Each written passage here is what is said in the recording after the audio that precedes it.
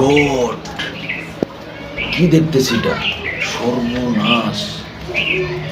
এত গোলাপ সাপ, মাথায় নষ্ট। বর্ষা মাস চলে আসছে আসলে।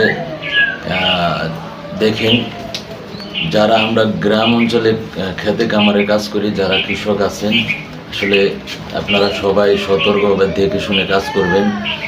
আমার দেখে বিশ্বাস হচ্ছে না আসলে, এত এত পরিমাণ মানে বিষাক্ত সাপ আসলে খেতে খামারে থাকতে পারে। আসলে না দেখলে বিশ্বাস করার মতো না। আপনারা অবশ্যই দেখতেছেন, ভিডিওটা আসলে সম্পূর্ণ অবশ্যই দেখবেন, দেখে কমেন্ট করে যাবেন।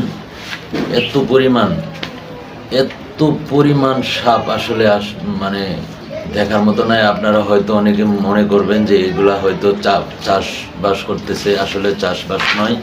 এগুলা মাছ ধরার জন্য ফাঁদ পাতা হয়েছিল। এই মাছ ধরার ফাঁদে আসলে এতগুলো সাপ, মানে মিনিমাম 20 থেকে 30টা সাপ হবে একত্রে। দেখেন, সবগুলা বিষাক্ত সাপ হবে।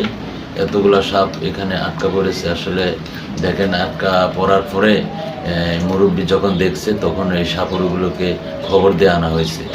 দেখেন, একটা একটা করে সাপ। আসলে চোখে দেখলে বিশ্বাস করার মতো না হলে মনে হবে যে আসলে আমরা হয়তো কেউ চাষ করতেছে, এখান থেকে ভিডিও করা হয়েছে। আসলে এরকম কিছু নয়। এখানে মাছ ধরার জন্য ফাঁদ ফাতা হয়েছে। এই মাছ ধরার ফাঁদে দেখেন এতগুলা সাপ চলে আসবে, আসলে কারো কল্পনাতে ছিল না।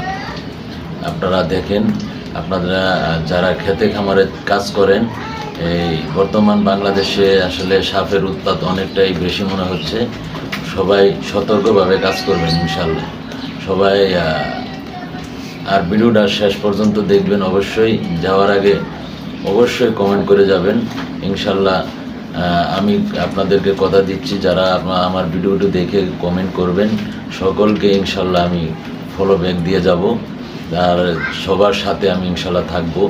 আমি অবশ্যই, যদিও আমি নতুন হই, ইনশাল্লাহ আপনাদের পাশে, নতুন এবং পুরান সবার পাশে আছি। অবশ্যই আমার পাশে আপনারা থাকবেন। শেষ পর্যন্ত অবশ্যই ভিডিওটা দেখবেন, দেখে কমেন্ট করে যাবেন। অবশ্যই একবার কমেন্ট করে যান, দেখেন আপনাদের পাশে আছে কি না।